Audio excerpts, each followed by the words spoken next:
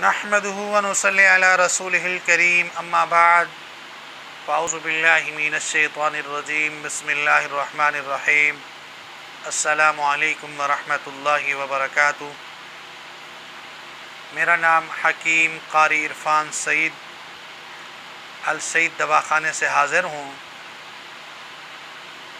ناظرین، امید ہے آپ بالکل خیریت سے ہوں گے اور اپنے گھروں میں خوش خرم ہوں گے۔ آپ دوستوں کی پریشانی کو دیکھ کر آج ایک نیا نسخہ آپ کو بتاؤں گا۔ بیماری بہت خطرناک ہے۔ نسخہ بیان کرنے سے پہلے آپ دوستوں سے میری درخواست ہے کہ آپ اگر میرے چینل پر نیو ہیں تو میرے چینل کو سبسکرائب کریں اور ساتھ بیل آئیکن کے بٹن کو دبائیں تاکہ آنے والی ہر نئی ویڈیو آپ تک بر وقت پہنچتی رہے۔ ناظرین، چنبل ایک خطرناک مرض ہے۔ جن کو جسم کے اوپر چنبل ہوتی ہے وہ آرام سکون ان کی زندگی کے اندر بہت کم ہوتا ہے۔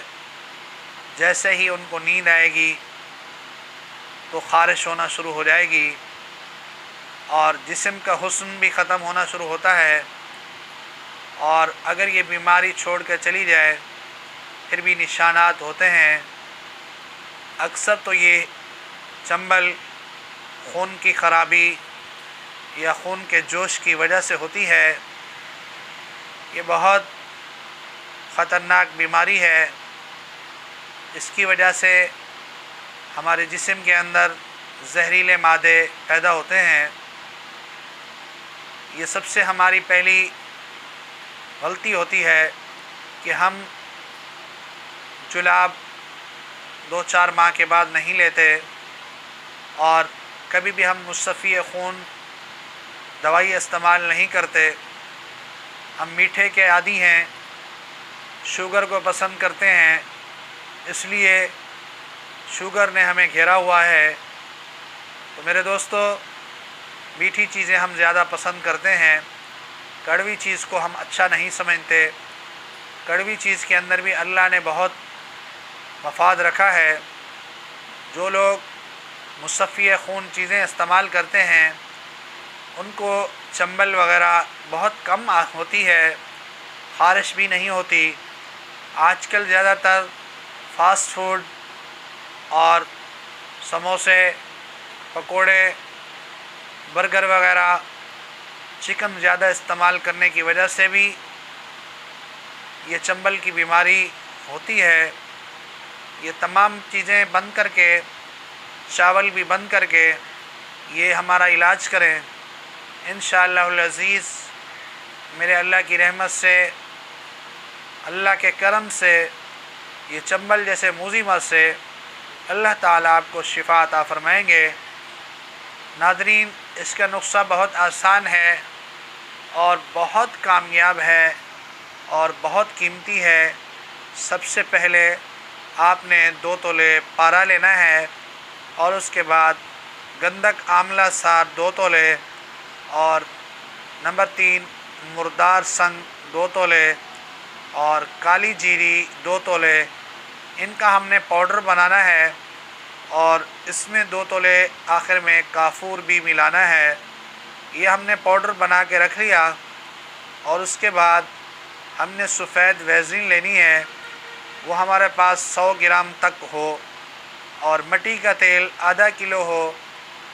سب سے پہلے کسی لوہے کی کڑھائی کے اندر ویزلین ڈالیں گے۔